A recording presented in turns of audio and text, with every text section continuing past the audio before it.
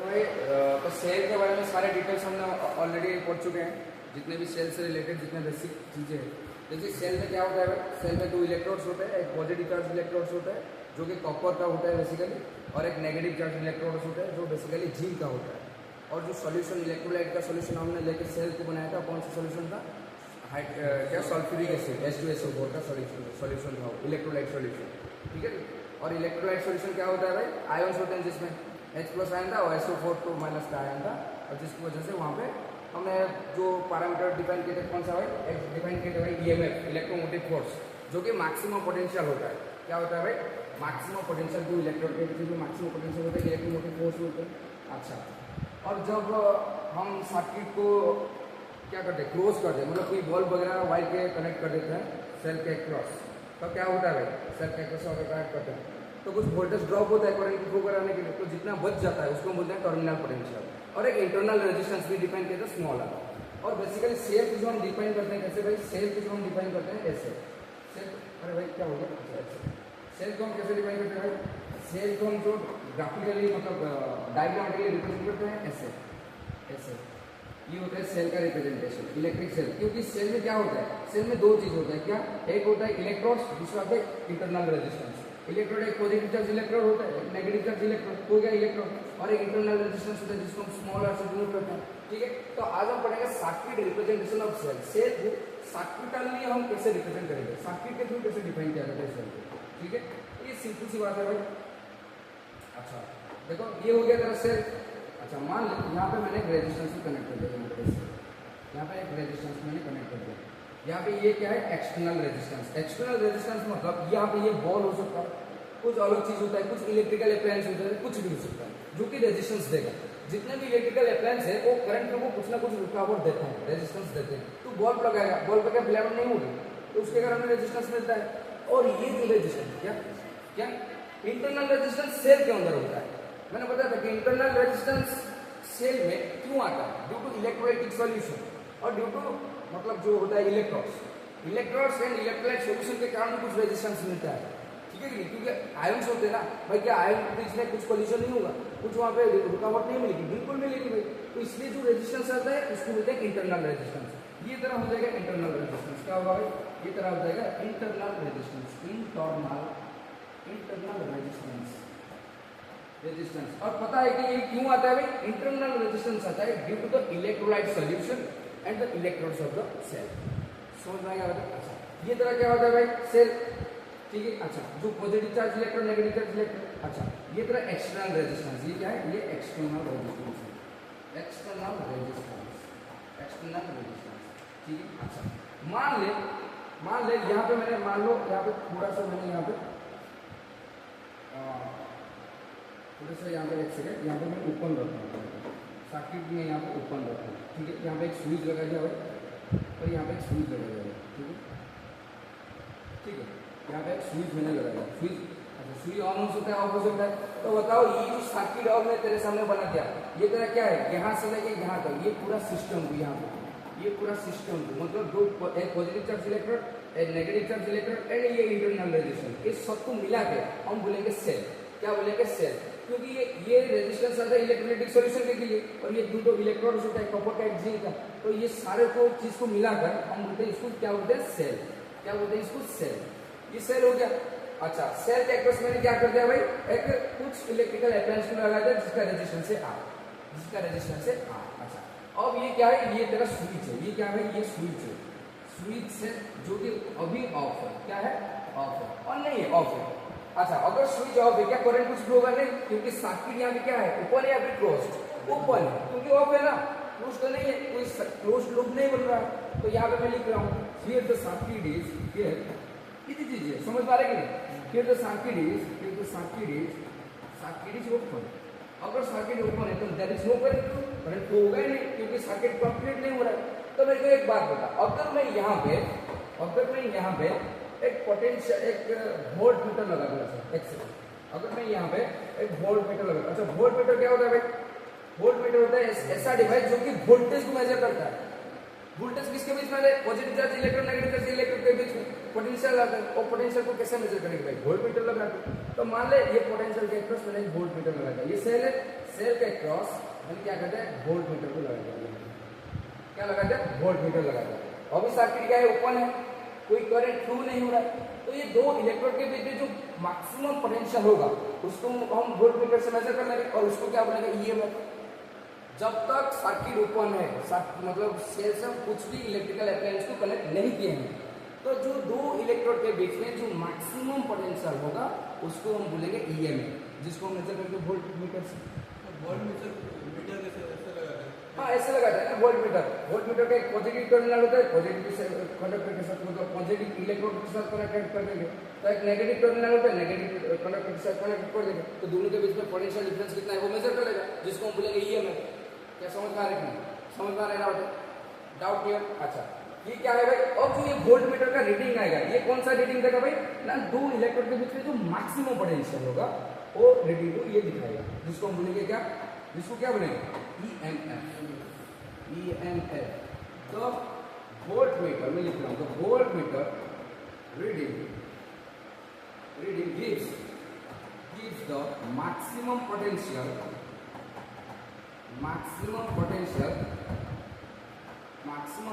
between two electrodes ये short question के लिए इंपॉर्टेंट है, इसलिए समझा रहा हूँ, ठीक है। Two electrodes and that is called EMF, क्या यही था, ठीक है। जब तक सर्किट तरह ओपन है, कोई करंट नहीं फ्लो, ओपन का मतलब क्या है, कुछ करंट फ्लो नहीं हो रहा है, मैं तो एक बात बता, अगर करंट फ्लो नहीं हो रहा है तो वोल्टेज कुछ यूज नहीं हो रहा होगा, वोल्टेज कांस्टेंट रह रहा होगा भाई। करंट को ड्राइव करने के लिए वोल्टेज की जरूरत होता है, पोटेंशियल डिफरेंस की जरूरत होता है, कहां पे, क्योंकि रेजिस्टेंस के ऊपर क्रॉस करने के लिए वोल्टेज ड्रॉप होगा वहां पे, यहाँ पे तो करंट फ्लो नहीं हो रहा है, तो इसका मतलब यहाँ पे जितने भी वोल्टेज आ रहा होगा, ठीक है, दो कंडक्टर के बीच में, मतलब दो इलेक्ट्रोड के बीच में जितना भी वोल्टेज डेवलप हो रहा होगा, नेट वोल्टेज, उसको हम कैसे मेजर करेंगे, वोल्ट मीटर लगा के, और वही वोल्टेज को बोलेंगे ईएमएफ, मैक्सिमम पोटेंशियल होगा। अच्छा, ये तरह क्या है, ये तरह सर्किट क्लोजर, इसको हम बोलेंगे ईएमएफ, समझ में आ रहा है?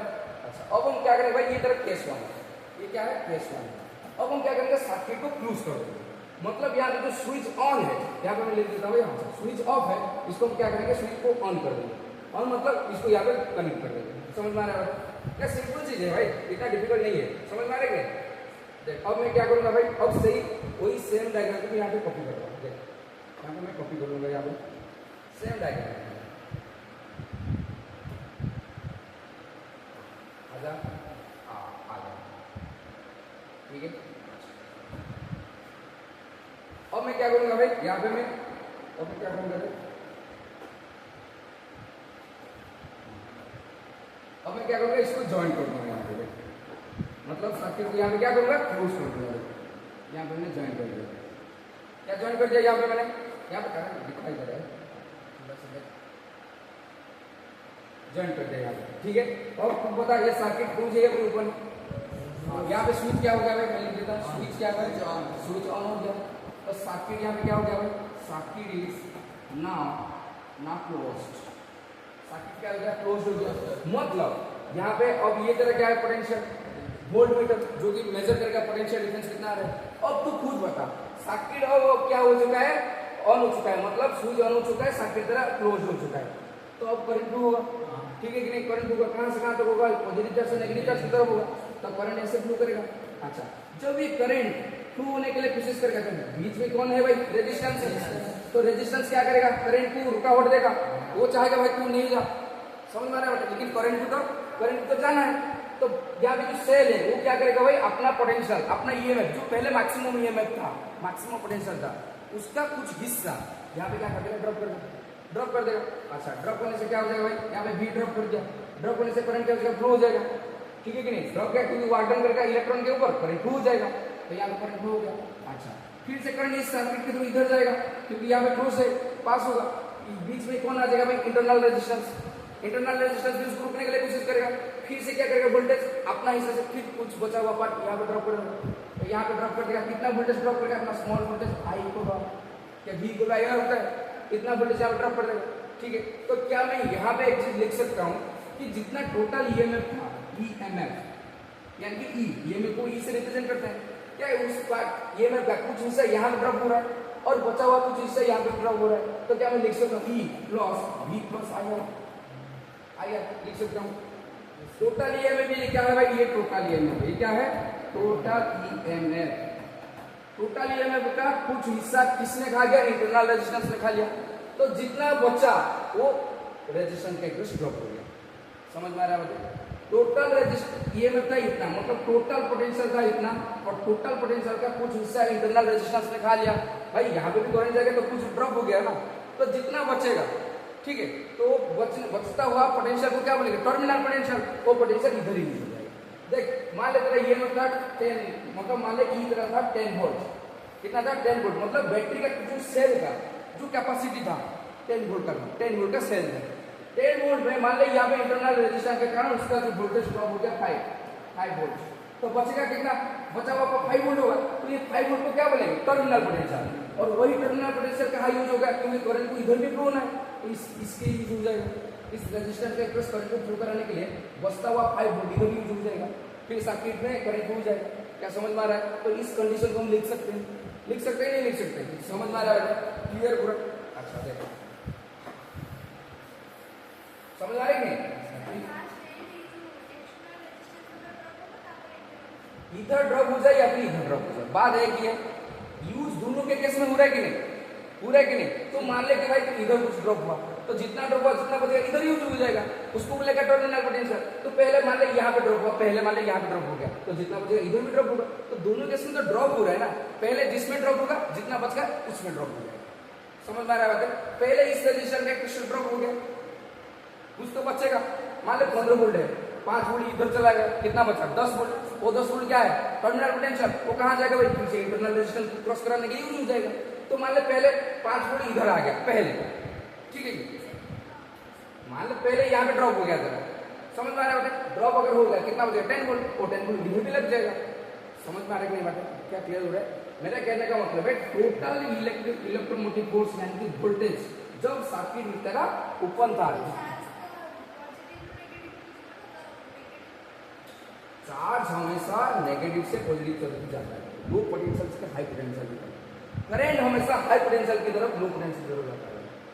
समझ में आ रहा है क्या बात है? तू अगर करंट के हिसाब से देखेगा तो पहले यहाँ पे वोल्टेज ड्रॉप होगा, फिर यहाँ पे। अगर तू इलेक्ट्रॉन के पर्सपेक्टिव में देखेगा तो इधर से जाएगा भाई वोल्टेज दोनों के इसमें ड्रॉप हो रहा है कि नहीं? समझ में आ रहा है कि नहीं? करंट वोल्टेज यार इलेक्ट्रॉन की बात है कि तेरे को दोनों को समझना है ना, अभी समझ में आएगा ना तेरे को? समझ में आ रहा है? किसको कोई डाउट है? रुको, समझ में आ रहा है ना? तो करंट की बात करेगा पहले वोल्टेज यहाँ पे ड्रॉप हो गया, फिर इस पे ड्रॉप हो जाएगा। अगर तो इलेक्ट्रॉन की बात करें इलेक्ट्रॉन तो इधर भागेगा, समझ में आ रहा है? लो से हाई पोटेंशियल की तरफ जाएगा इधर से, तो यहाँ पे पहले ड्रॉप हो जाएगा, फिर बचा हुआ यहाँ पे ड्रॉप होगा। समझ में आ रही है? अच्छा भाई अभी जस्ट बोन रीडिंग करता है, ठीक है? ये बात है। ये क्या है तेरा terminal potential, terminal potential potential. और ये क्या है तेरा, ये तेरा क्या है ना potential drop due to potential drop due to, मैं लिखता हूँ such due to internal resistance, internal resistance, internal resistance. तो समझ में क्या बात है? अब तेरे खाते में लिखता हूँ पहले, क्योंकि मेरे को पता है तो बीच में कहीं पे जाके भरा जाएगा भाई। देख देख टोटल ईएमएफ का, टोटल ईएमएफ का कुछ हिस्सा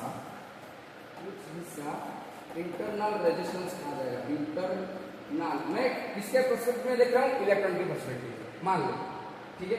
टोटल ईएमएफ का कुछ हिस्सा कौन खा जाएगा? इंटरनल रेजिस्टेंस, रेजिस्टेंस खा जाएगा। तो बचा हुआ पोटेंशियल, तो बचा हुआ